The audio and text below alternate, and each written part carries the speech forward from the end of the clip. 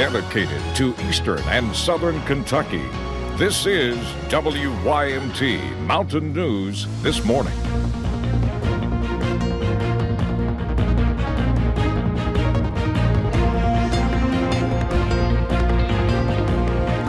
Good morning. It is 6:30 on Wednesday, June the 12th. I'm Will Puckett. Thank you for tuning into Mountain News this morning. Yesterday was a really pretty day. This overnight, you could open up your windows and slept perfectly. I made the critical mistake of not doing that, so I'm bummed this morning. But let's bring Brandon in and get kind of an update on Brandon. We're going to see more rain this afternoon, but the temperatures are supposed to remain fairly nice. Yeah, it's basically going to be a carbon copy of yesterday. A little cooler, about a degree or two cooler, but for the most part, just like yesterday. More cloudy at times today. We might see a few peaks of sunshine, but again, the rain chances will pick up later this afternoon. Some of those could be stormy, and some of those could be strong of those storms. Let's take a look at what's going on right now across the region. WYMT studio camera. Pretty clouded over here, but you can see a little bit of light off to the left part there of the camera, and you can see maybe just a little bit of sunshine trying to peek through up on top of Whitesburg Pine Mountain there on US 119. Cloudy skies that way as well, and you can see the clouds across most of the region this morning, but again, possibilities for a few breaks here and there. The big action is off to our west, and that's quickly moving in this direction. A little bit of a piece down to the south trying to move toward us as well, so a couple of scattered showers possible by lunchtime today. Temperatures in the 50s and 60s. 54 to 61 is the range this morning. We're going to continue to see that still being a little bit warmer than it was this time yesterday. Appcast, we will see the possibility for those showers and storms start to pick up as we head after lunch and into the afternoon hours. By the evening, that some of those could be strong. We'll talk more about that in a few minutes. Will? All righty, Brandon, thank you. Well, President Trump and Democratic presidential nominee Joe Biden went after one another yesterday, trading insults. CBS's Laura Podesta has more on the escalating war of words between the two. It may have been a preview of the 2020 presidential election. Yesterday, President Trump and former Vice President Joe Biden took aim at each other in the early battleground state of Iowa. I believe that the president is literally an existential threat to America. Joe Biden thought that China was not a competitor of ours. Joe Biden is a dummy. The president even suggested Biden was unwell. He's a different guy. He looks different than he used to. He acts different than he used to. He's even slower than he used to be. There are still 237 days to go until the Iowa caucuses and 511 until the general election. But a new Quinnipiac University poll shows Biden with a 13-point lead over the president.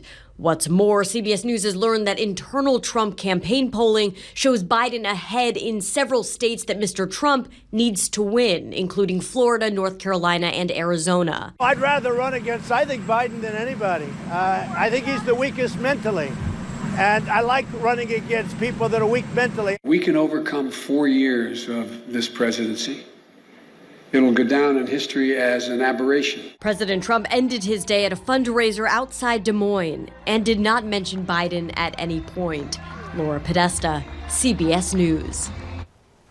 A recent poll of Iowa voters showed Biden in front with 24% support among Democrats, trailed by Senators Bernie Sanders and Elizabeth Warren. Meanwhile, administration officials told the political news site The Hill that President Trump plans to increase the U.S. troop presence in Poland. The source says Trump plans to announce the move today during a meeting with the Polish president at the White House. Defense One has reported the Pentagon will deploy 1,000 additional U.S. troops to Poland. It says the additional forces will have logistical duties. Well, Donald Trump Jr. will testify before the Senate Intelligence Committee behind closed doors later today. The president's son, the Intelligence Committee, agreed to the 2 to 4 hour interview. He originally appeared before the committee in 2017. The interview is intended to clear up discrepancies in his 2017 testimony about the Trump Tower Moscow project and other information. Well, it looks like the U.S. House is ready to go to court over its subpoena power. Tuesday, lawmakers approved a resolution to enforce subpoenas for former White House counsel Don McGahn and current Attorney General William Barr. Democrats want McGahn's testimony and grand jury information from special counsel Robert Mueller's report. As for Barr, any issues over his subpoena have been put on hold. Well, several former Environmental Protection Agency's administrators are voicing concern against the Trump administration. Testifying before the House Energy and Commerce Committee, Todd Whitman, who served under President George W. Bush, cited an American Journal of Public Health study. It states the administration is trying to make the EPA more friendly to industry at the expense of its health and environmental duties. Another former EPA chief, William Riley, says the agency is losing its scientific credibility by failing to appoint scientists to lead it. The EPA is currently led by former coal lobbyist Andrew Wheeler. Standing up for the first responders that put their lives on the line during 9/11, a furious Jon Stewart slammed a nearly empty room of lawmakers on Capitol Hill for failing to show up to a hearing on the 9/11 Victims' Compensation Fund that was set up after the attack to support the victims and their families. Behind me, a filled room of 9/11 first responders, and in front of me, a nearly empty Congress. It's an embarrassment to the country, and it is a stain on this institution. And you should be ashamed of yourselves. For those that aren't here. The fate of a proposed bill to extend the fund is still unclear.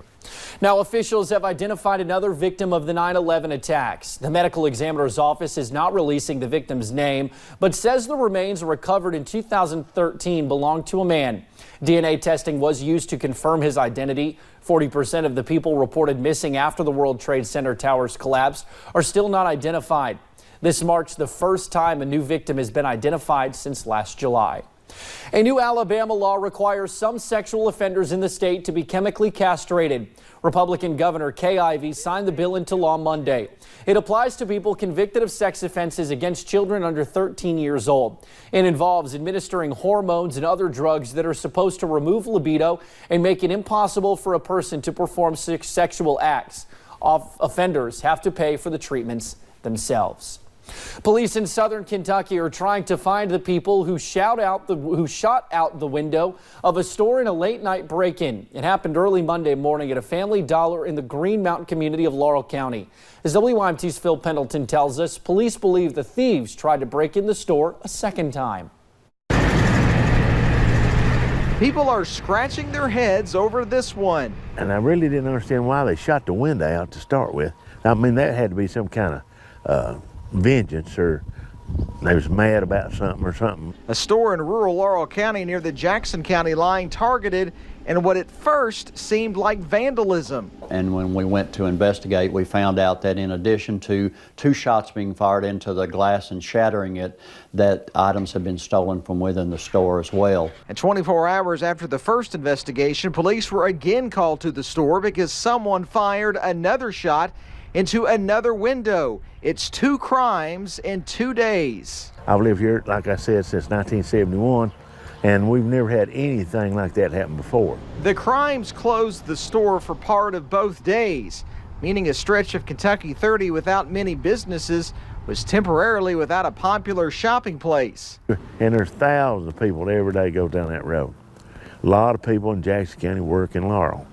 Police say it was certainly a violent way to enter a store in the middle of the night. Well, number one, it's really unusual for someone to make entry by shooting out the glass of anything. They usually take a rock or a crowbar or a baseball bat or something like that to break out the glass or break down the door. In Laurel County, Phil Pendleton, WYMT Mountain News. Police say they don't know if one person or a group of people are responsible.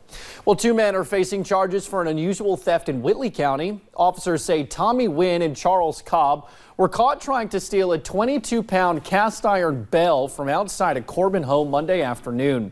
Police say the owner of the home is dead. When officers arrived at the scene, they caught the men red-handed. Both are now charged with receiving stolen property. A woman is now charged after tires were slashed at a Laurel County business. Deputies say Brenda Burns surrendered Monday. This is a security photo sent out last week of Burns. Deputies say she slashed tires at the Pit Stop Market in Delhi last week. She's now charged with criminal mischief. Back to Laurel County, deputies say they arrested a woman at the sheriff's office. They say 32-year-old Kimberly Hubbard walked into the sheriff's office Monday morning. She began yelling and screaming, creating a disturbance. Deputies determined she was under the influence. They also found her with a syringe, suspected meth, and Suboxone. She's facing drug possession, contraband, and disorderly conduct charges. Well, it's 6:39. Let's send it on over to Brandon for a quick breakdown of your weather. Forecast so far, a little bit cloudy this morning at times. We'll see a few peaks of sunshine, also some fog in the distance there at the Mountain Parkway at Slade in Powell County this morning. Clouds are around across most of the area ahead of that cold front. We're seeing again some limited visibility in some spots, so be careful of that as you travel this morning, mostly in the valleys. Some temperatures there in the mid to upper 50s, some in the low 60s this morning. So your out the door forecast, dry for the morning hours, even if it is cloudy. We'll see those chances for rain, those start to pick up this afternoon. Showers and storms, especially the later in the day and into the evening we go, and 74 is your forecast high. So will a comparable day to yesterday in temperatures, but not in conditions. The whole bag, Brandon. Thank you. Well, thank you for joining us in Mountain News this morning. We will have a pet from a local shelter in our studio in just a few minutes. The bus